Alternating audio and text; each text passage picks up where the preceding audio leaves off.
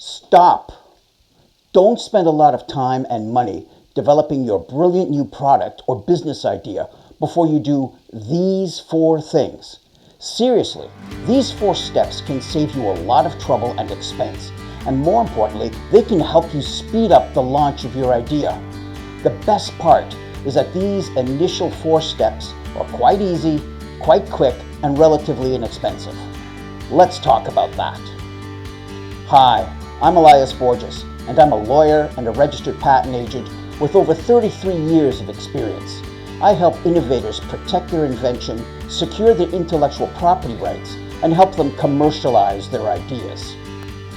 If you've ever had an idea which you thought could be successful, then subscribe to my channel and learn how you can protect your rights and commercialize your ideas.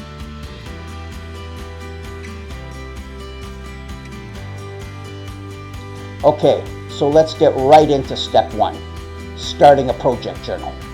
This is a very simple yet very effective step that can save you a lot of time, money, and can actually streamline the whole process of protecting and launching your idea. The basic idea is to keep a journal into which you document all of the details of your project or your invention. Every time you think of an idea, do some research, or formulate a solution relating to your project, you detail it in the journal.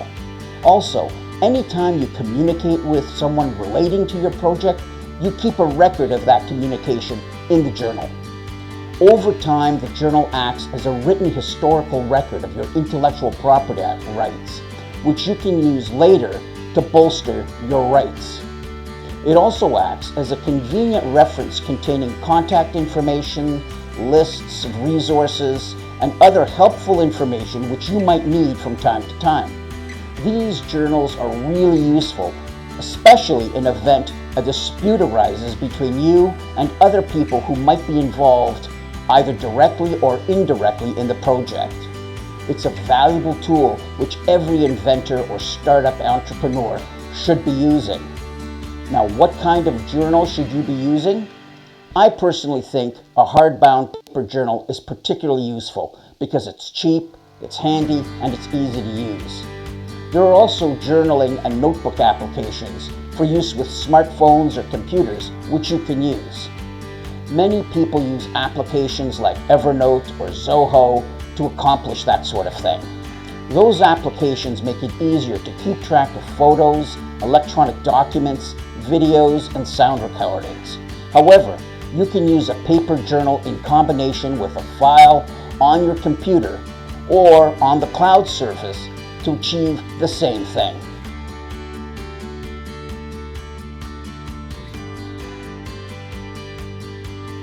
The second step is to do a background search before you invest any time or money in your idea.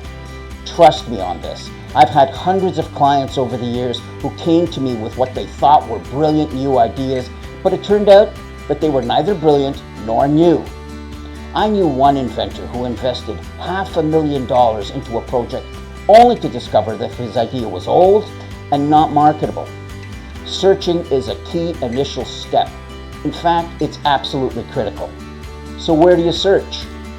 If your idea is a new invention or new product of some sort, then you can start with a patent search.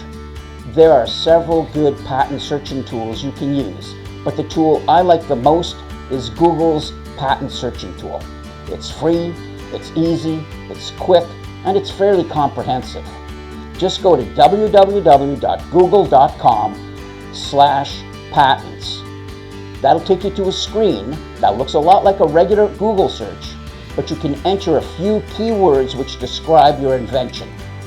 What you'll get is a list of results which point to patents or patent applications relating to the keywords you've chosen.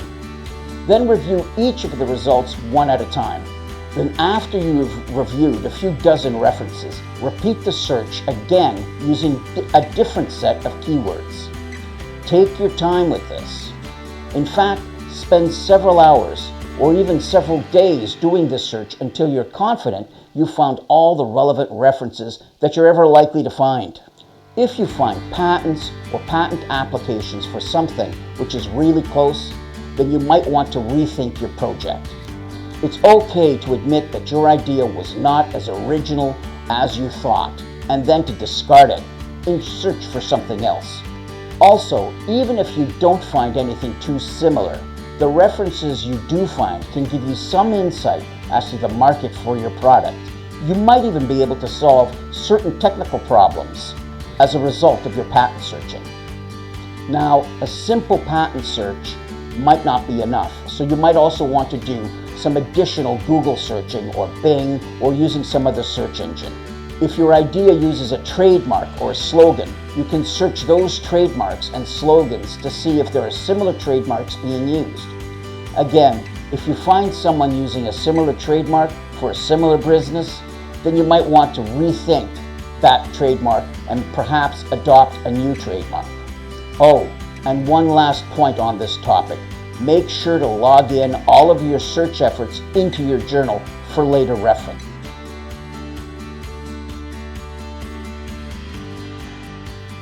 At some point during the initial stages of your project, you'll probably want to gain insight or advice from other people.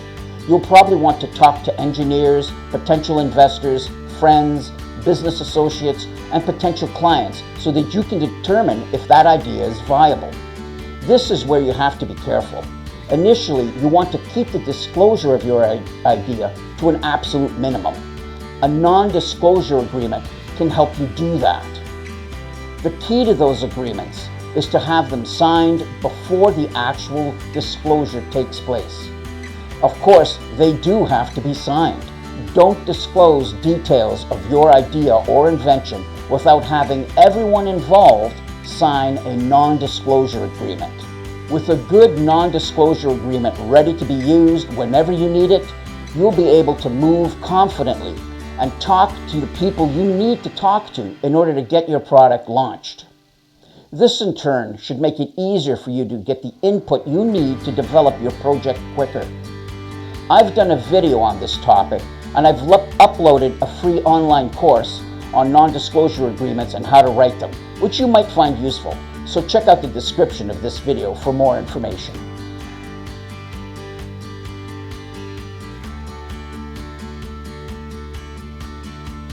After you've done your searching and consulted with the appropriate people, you'll want to take steps to register your intellectual property rights in the new product or idea.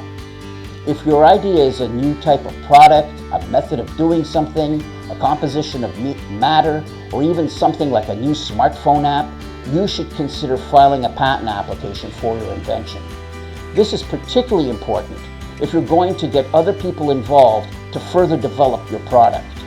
A provisional application gives you a priority date which you can later use to file a non-provisional application, provided that non-provisional application is filed within 12 months. Essentially, your patent rights are preserved by filing a good provisional patent application, and that protection lasts for 12 months. This 12-month window gives you added confidence when working with engineers, investors, and potential customers. Also, that 12-month deadline can act as a motivator, helping you to focus your efforts on moving the project forward and in time to file a patent application before that 12-month deadline ends. Finally, as soon as you file that provisional application, you can rightfully refer to your invention as patent pending. The cost of a provisional patent application can be relatively low. In fact, you can even prepare and file a provisional patent application on your own. I'm working on a video on how to prepare and file your own provisional patent application, so watch out for that. So if you take these initial 4 steps, your rights will be relatively secure and you can proceed to the next steps, namely arranging the financing, product development, building a prototype, and formulating a marketing plan. And you can do that with more confidence and less fear. You're still a long way from launching your product, but you're definitely on your way. And with perseverance, hard work, and maybe a little luck, you'll get to the point where you can launch your idea into the market. As I said, there's a link in the description to a free online course on how to draft your NDA agreement, so check that out.